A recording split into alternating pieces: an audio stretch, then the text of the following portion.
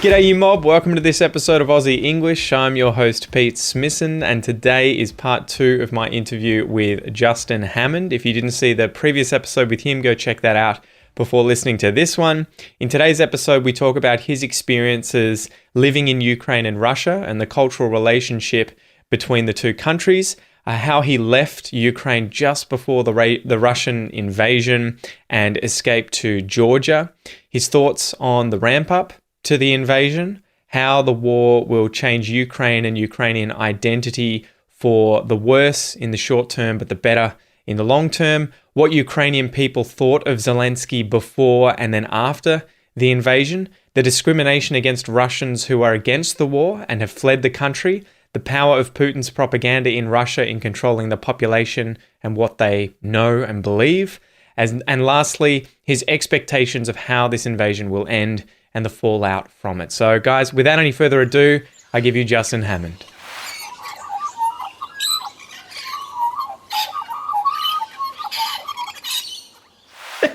So, all right. So facing the elephant in the room, we haven't got to it yet, but I've been sort of interested in how you learned Russian and everything.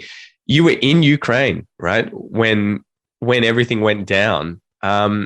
So were you, I guess, what was that like? What was that experience like? You left the country and were you anticipating what happened as someone who has been to Russia many times and sort of understands the culture and probably has experienced Putin quite a bit?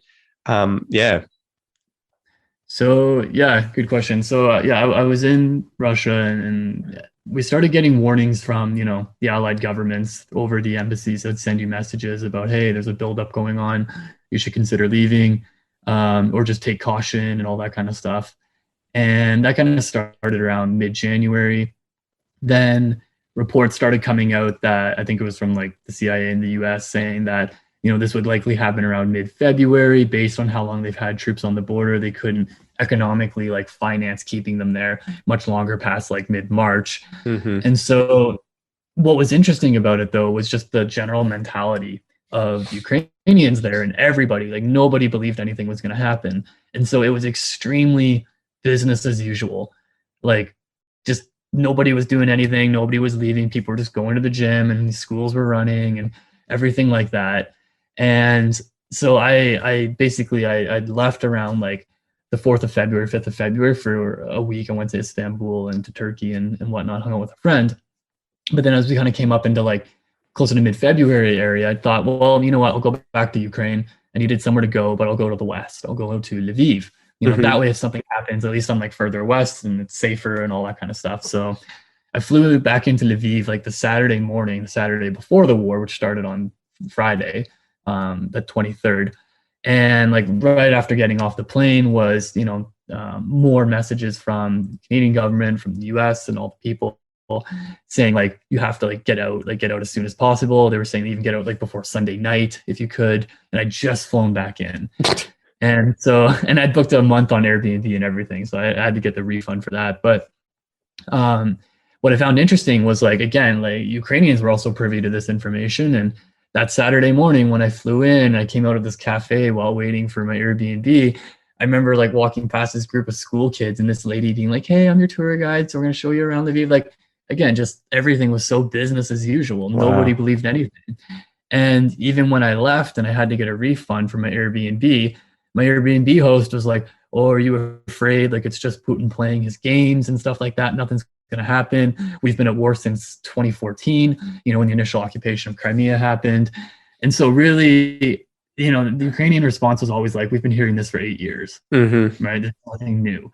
And I'm trying to say well, no, 170,000 troops on your border is new. But anyways, and so this kind of idea of I was considering staying just because I'm hey, if, the war starts, it'll happen in the East. And then, once it starts, then I'll leave. But then they started talking about how it would likely start with airstrikes similar to the way it did in Georgia. And in which case it wouldn't matter where you are in the country nor how far west you are. It's not going to matter. They were warning you're likely going to have to shelter in place, lose access to internet, potentially to food, everything like that. And I'm hey, well, I didn't sign up for that. So basically, yeah, especially with the airstrikes and everything, I thought, okay, whatever, I'll get out. And all the governments were telling people to get out. So I went ahead and did that and came to Georgia.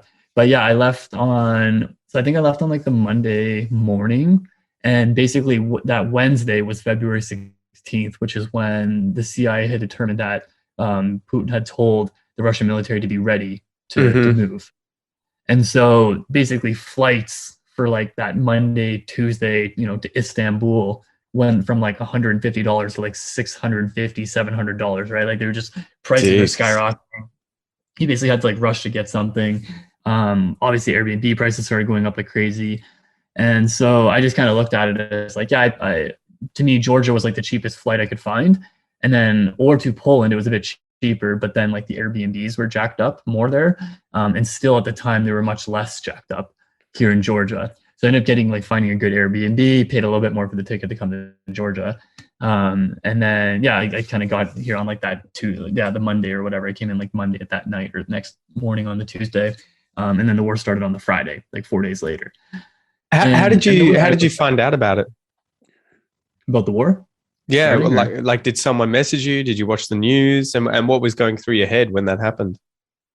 Oh, when I woke up and the bombing started at like 5:30 in the morning that Friday morning, and I woke up to, like on Instagram and all the posts and everything that people like my friends filming it, like you could see the smoke from their balconies if they were in Kiev, because Kiev got hit first. But I think there was also there's some other places in Kharkov and Odessa, but like people literally just like friends sending me videos or like filming from their balcony. You could see the smoke coming from wherever like the airstrikes hit. Then the pictures started coming in, right? And so that I just kind of laying in bed. I woke up at like 7:30, just laying in bed, just kind of like going through like all the messages that people are either sending or posting. And then since then, it's just been like a nonstop every day of like everything from like murder videos to like, to just like the dead bodies to the buildings to, everything like that. So it's kind of just like, pick your day, right? It's just crazy. And really everybody's reaction was like, we really didn't think this was going to happen. And whatnot. And what's sad about it is a lot of people couldn't leave or wouldn't leave because men aged 18 to 60 aren't allowed to leave Ukraine during the war.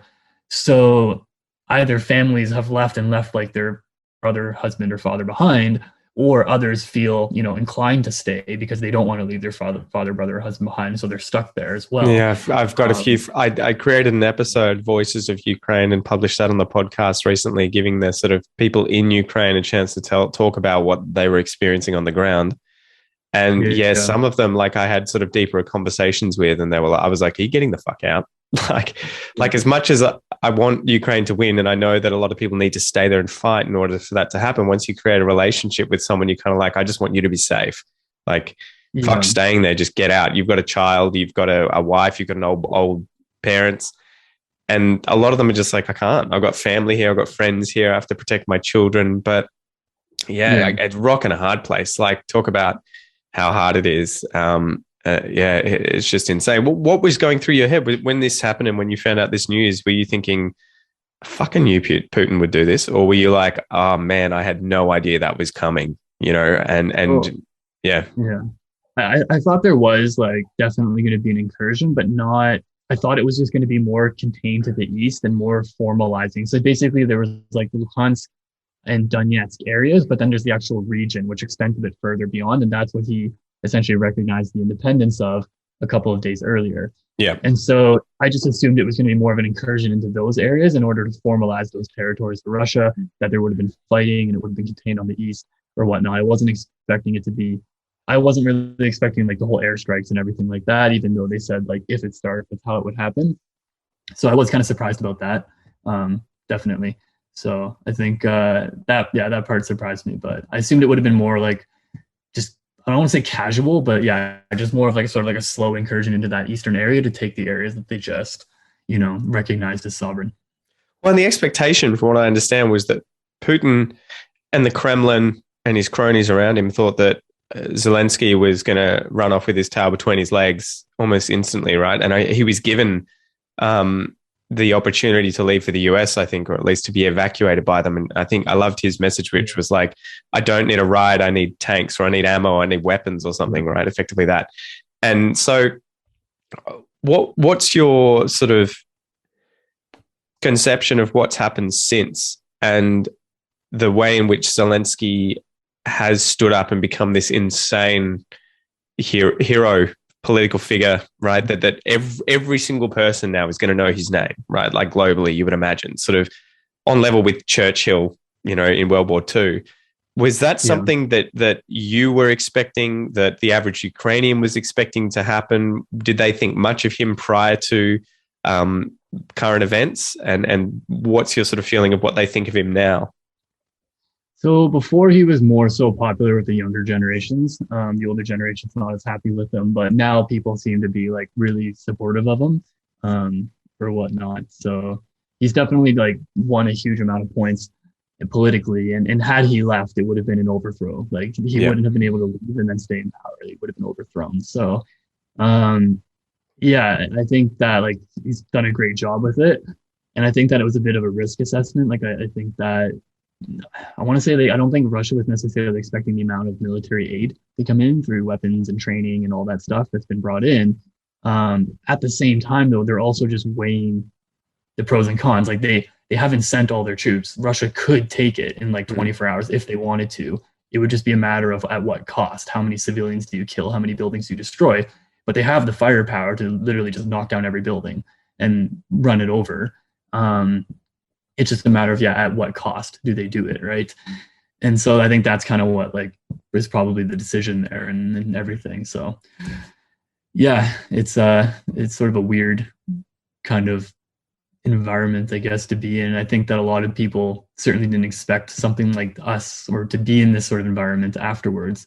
And then the fallout from it, everything from, Ukrainians being displaced to the discrimination that Russians are facing who have fled and come, here to Georgia and to other countries or whatnot. Like there's huge discrimination against regular Russians right now. In Russia that support this stuff, or in Ukraine, or just everywhere, or? So like the discrimination against Russians who have fled from Russia to Georgia, who, for example, like because like they're cut off from the banks because they don't support the war, in Moscow and in other places of Russia as well, like the police can stop you and they're reading their phones. I saw their text messages. Yeah. So there's a lot of people who, are against the war, and you basically can't go back to Russia anymore. Any foreign income that you have to legally put it back into rubles. 80% of what you make has to be converted back into, or you face 100% of a fine of what you made. They basically at that point, they just steal your money. And so there's all these new laws that are coming out, like as of like March 1st and March 12th and all that stuff that is just like really hardcore affecting, Russians and stuff. And obviously that is in no comparison to what Ukrainians are experiencing. It's just to like point out that like, these consequences have not only affected Ukrainians, moving, affecting other people as well. And then especially the people that are against the war, like a lot of people are not supporting it and wanting to, but you can't say anything when you're there. Right. And you face 15 years in jail, right? For mentioning it as a war or invasion, or countering the message from the Kremlin publicly. So, and from my understanding, you can obviously talk to this better than me, but the Russian police are not exactly the most sympathetic to dissidents, right? So I think that shows, I think the average human being is against killing other people. So I think that really just shows the power of the propaganda. And you kind of understand how the Nazis were able to do things that they did back in the day, especially when they had way less control. Like they had control over the media and everything, but at the same time, they didn't have, Ukrainians and Westerners and all that stuff, helping combat that. Right. So you can kind of see just how powerful propaganda really is, and how it works on people. And it's terrible in that way. What was your understanding and experience of the relationship between the two countries prior to this? And I guess the members of each country, how they viewed one another. There's been so much talk of what I at least believe is complete bullshit in terms of a Russian genocide in Ukraine and the place being just full of neo-Nazis who want to kill Russians, which seems to make no sense when they're both white, right? And the president of the country is a Jew who's Russian exactly. So, and from the Ukrainians I've spoken to, they all seem to love Russians. They speak Russian. They're married to Russians. They have Russian family. What's your experience been when in both countries of how they view one another and how they're connected, or is it they hate each other? What's your experience been personally? Yeah, no, I would say they all kind of consider themselves to be sort of related. Like Russians will say oh, it's all one people. Ukrainians will say, no, we're different, but they are, everyone recognizes the ties between it. Similarly, Canadians and Americans, or I'm sure Australians and, New Zealanders or whatever they're called, having, Kiwis. friends and Kiwis, okay, friends and family who live in the other country. And, like all these Russians are like, oh, like my background, like my relatives are from Ukraine, or like vice versa, where they're Ukrainian, but they're like, oh, my dad's from Moscow, but he lives in Ukraine. And so everybody has family, like on both sides. And so it's just really like weird. And also the division that's created between families, right? Where I've heard people in Ukraine being like, oh, like my grandma, like she won't talk to me anymore because I'm trying to tell her like what's really going on. She doesn't believe it. And all Oh of a man, sudden there was something on Reddit. I read that there was a daughter trying to talk to her mum in Moscow, and she was in Kiev, and she's like, "My mum doesn't believe me. I'm getting bombed by Russia, Yeah. and my mum thinks I'm lying." And you're like, Yeah. "What?" Yeah, it's terrible. It's the propaganda, and but that's how they do it. So it's hopefully will resolve. But What's it like when you're in Russia? Does the average person that you encounter just get spoon-fed and swallow the Russian media propaganda? Or is it the kind of thing where they're not necessarily the majority, but a lot of people are afraid to say otherwise, especially publicly? it's very generational again. So the young people don't support Putin very often, especially unless they're like kind of uneducated and not doing as well. So anyone in bigger cities that's young generally doesn't support him, but anyone that's older typically does, or whatnot. And that's still the similar divide that you see now with things having happened between who's protesting against the war and who's fleeing versus who's supporting it and all that kind of stuff. Like I think it's something like 60% support the war in Russia. When you look at the statistics, like it's the majority, and it's because of that propaganda. Well, and again, I think it comes from Kremlin polls, right? Where you kind of like, if someone from the Kremlin rings you up and says, "Do you support the war? Or do you support the special operation?" What are you going to say? Like, are you going to be like, "No, please don't call this house again. Take me off your register"? So there's that too. What are you expecting happens ultimately as someone who is much closer? Well, obviously not compared to a Russian, but as someone who spent a lot of time there. And what are your fears for Russians, Ukrainians, and even, you as an outsider, as a Westerner who travels and wants to spend a lot of time there? What are your sort of fears of how this is going to play out and what it'll mean for the next, could be a generation or two, right? Yeah. I think in terms of like going back to Russia, I think a lot of people that, maybe had plans to are not going to. I think for even Russians themselves that are here in Georgia, they're talking about potentially 25,000 Russians permanently settling here now. And so that with myself, like, I guess it depends a bit on what happens with Ukraine and how that resolves. And, I don't know how that's going to end. I can see a couple of different options, and I mean, none of them are really great. I don't see any option being like Russia just simply backs out, right? They're going to get something if they back out, whether it's recognition of those areas that were the Donetsk and Luhansk region, whether it's essentially saying, okay, like, you leave the country and we'll secede those territories to you. But, even then, and when they made a guarantee that they would never join like the EU or something, or NATO. But I think even then, like, it's so hard to understand or to know like how that's going to end. And I think really like future plans kind of just depends on what goes on with that. You were saying at the start, after I think you said 2008, Georgia was invaded by Russia. People stopped speaking Russian and stopped learning it. What do you see happening with Ukraine after this, assuming that Ukraine comes out of this as a sovereign nation and isn't just resorbed back into Russia and what was the Soviet Union? What do you think is going to happen with Ukrainian identity, the role of the Ukrainian language, how Russian will be perceived as a language in Ukraine, how Ukraine will be seen externally by the rest of the world? Because I think loads of people had no idea where it was or what language they spoke or anything about them prior to this happening, but now they do. What are your thoughts on how they're going to come out of this on the other side, identity-wise?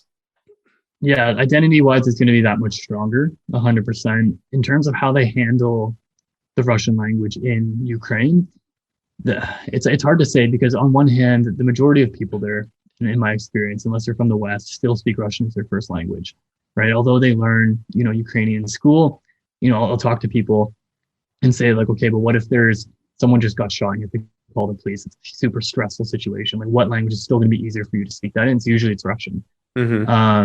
That's not to say there's not exceptions. And I do have friends where like Ukrainian is legitimately their first language. But it seems like for the majority of the population, Russian is still their better language. And that's not going to go away. I think that there would be a stronger push, even stronger than before, towards using Ukrainian and not Russian, which is what they've been doing over the last several years in Ukraine, bringing in laws about not being allowed to use Russian in like government institutions. That employed positions, they have to start in Ukrainian by law, and then only if you speak Russian can they like swap to Russian with you.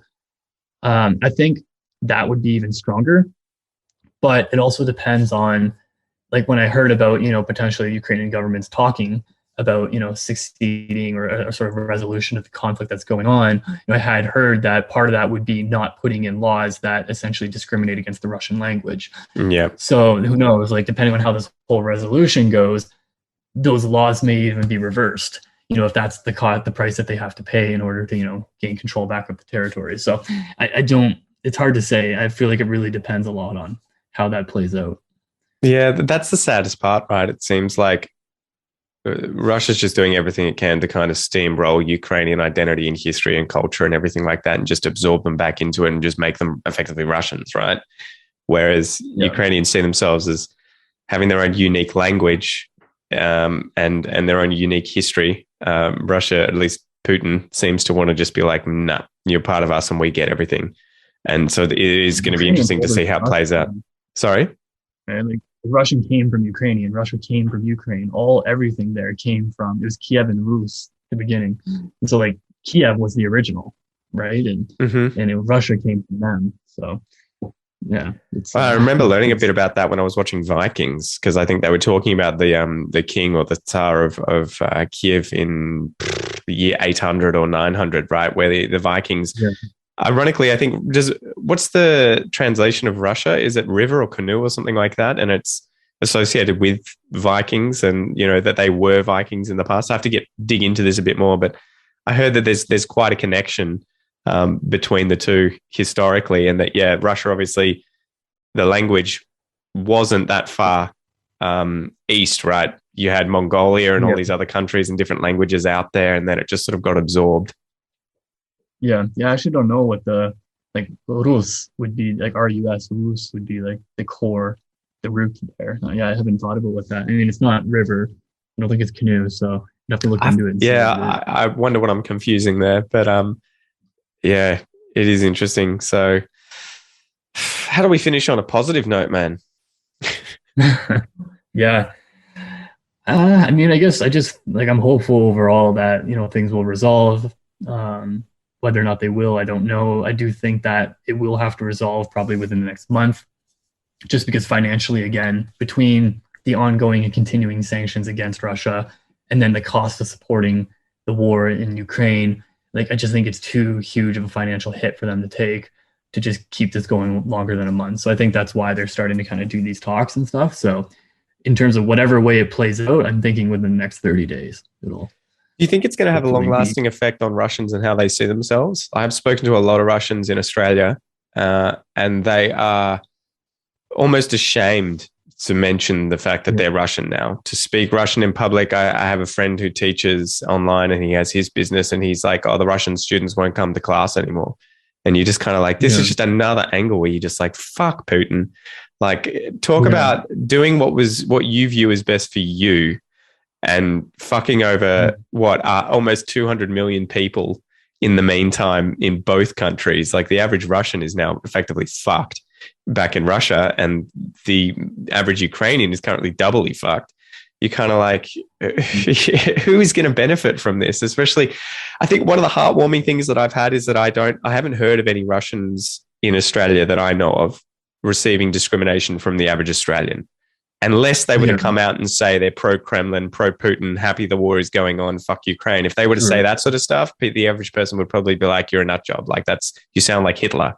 But from what I understand, at least people seem to be able to separate Putin and the Kremlin and the Russian, war machine Yeah. from the average Russian.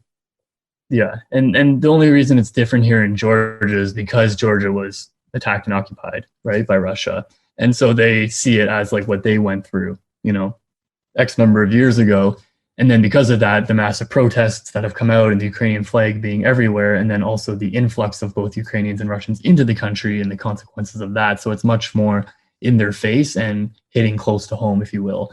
That is sort of breeding that, the discrimination against like the regular Russians who aren't supporting this.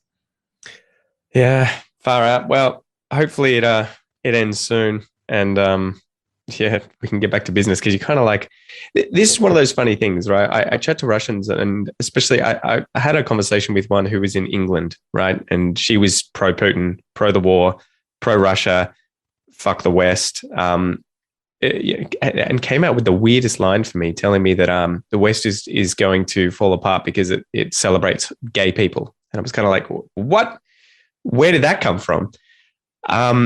So I was just really surprised that there was someone who was obviously not living in the country and sort of benefiting from life in the West, but still very, very much pro-Russia and pro-Putin. It kind of really, really shocked me. But fortunately for me, at least, the majority of the Russians that I interact with in Australia tend to be eyes wide open to what's actually going on.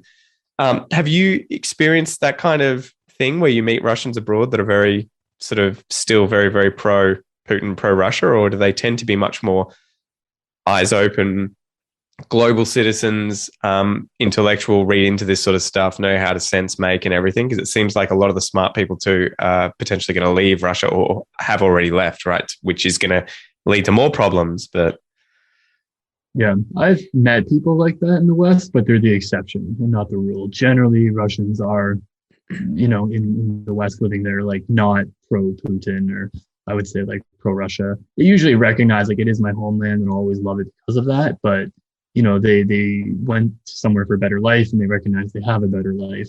And there are a few people like you mentioned, but they're definitely the exception.